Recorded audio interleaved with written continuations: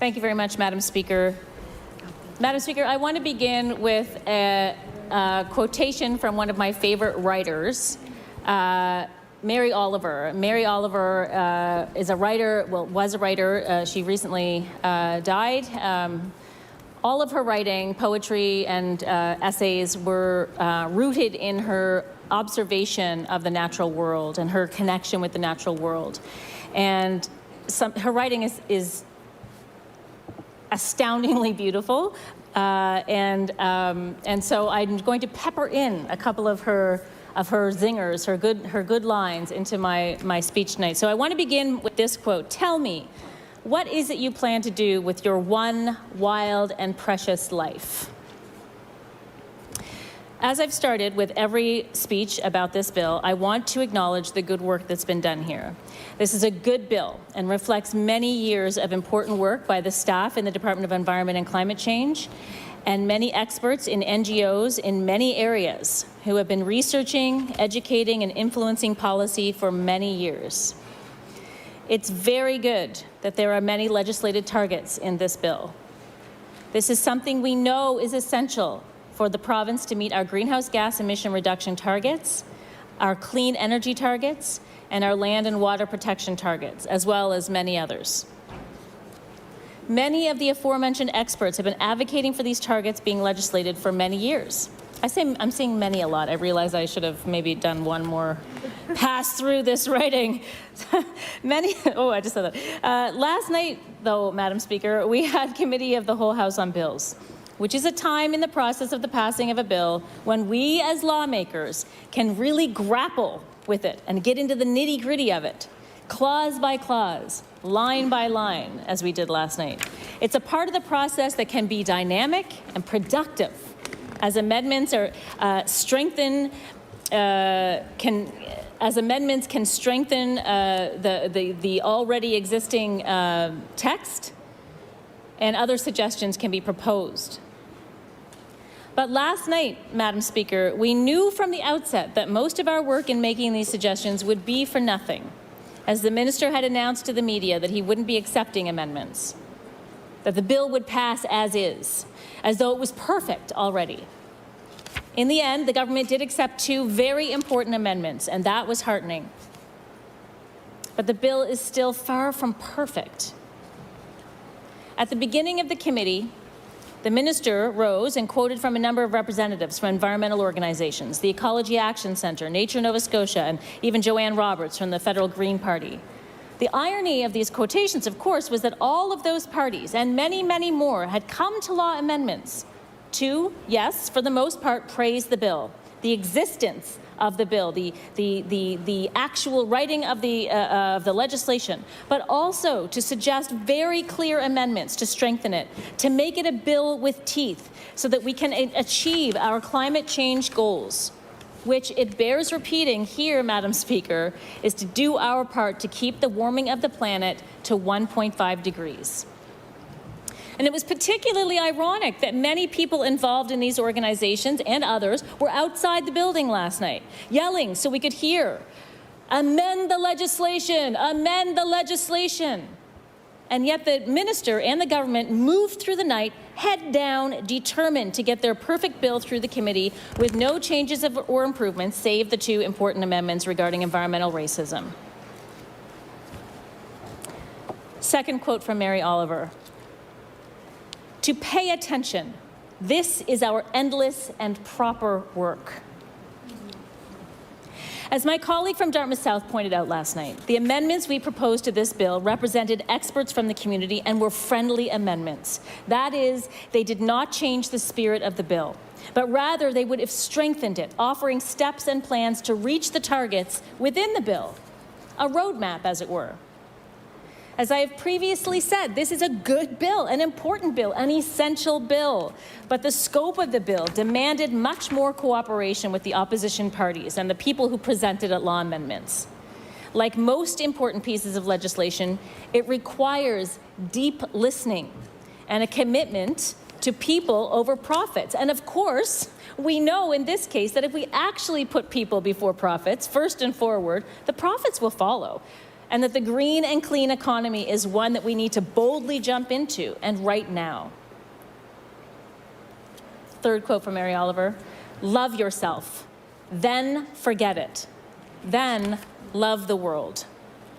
So here's the thing, Madam Speaker. We need to act now, and we need to act boldly now. We have less than 10 years to reach many of the essential goals, and in order to do that, we need to start now. And even then, the targets for greenhouse gas reductions, clean energy, and land protection do need to be strengthened.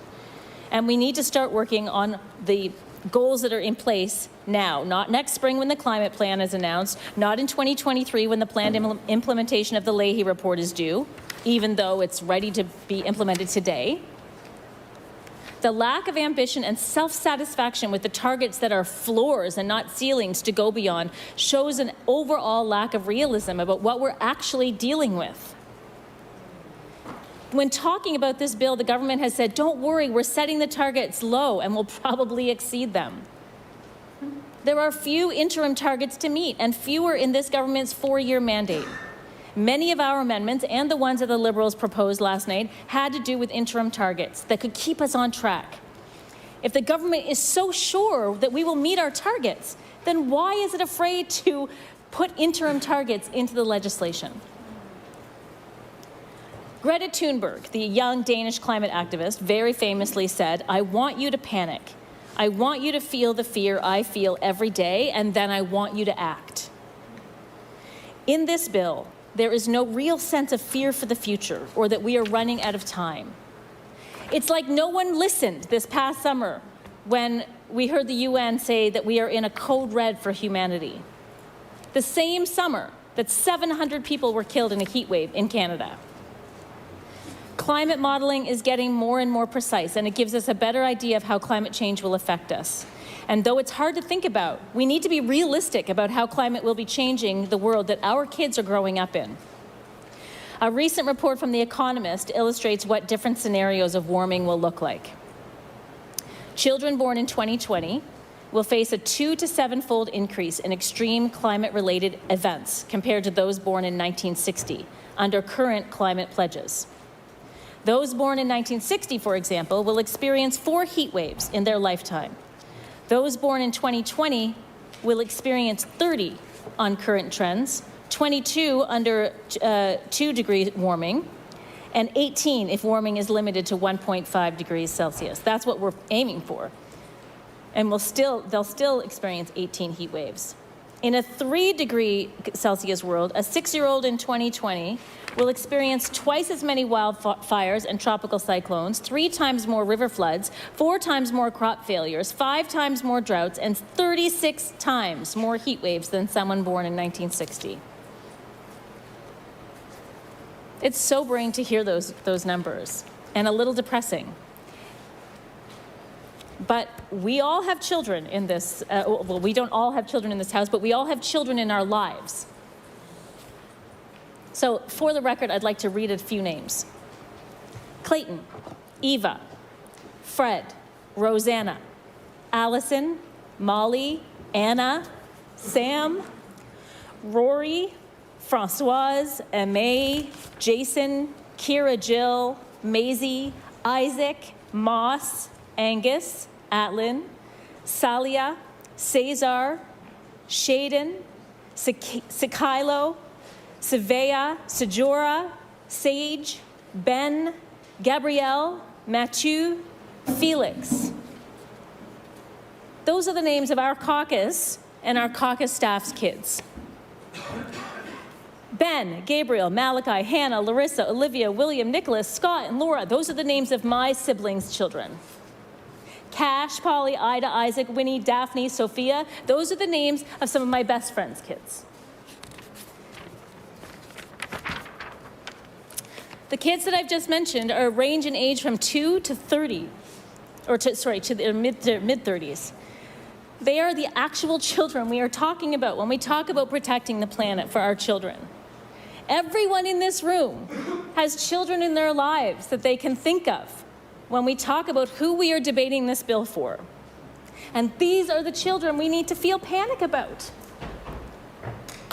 This is the world we are confronting, and that we as elected officials need to tell the truth about and plan appropriate action. Madam Speaker, I am not by nature a fearmonger or someone who wants to stir things up. Well, that's sometimes I do, but or even oppose for the sake of opposing. That's really not my thing. This is not that is not the message I'm trying to drive toward today. Panic might not be the best reaction to climate change because it can lead to chaos and danger. But the good thing is that we can feel the urgency that panic induces, but we have tools in front of us to deal with the problems and to make the changes we need to stop the worst effects of climate change.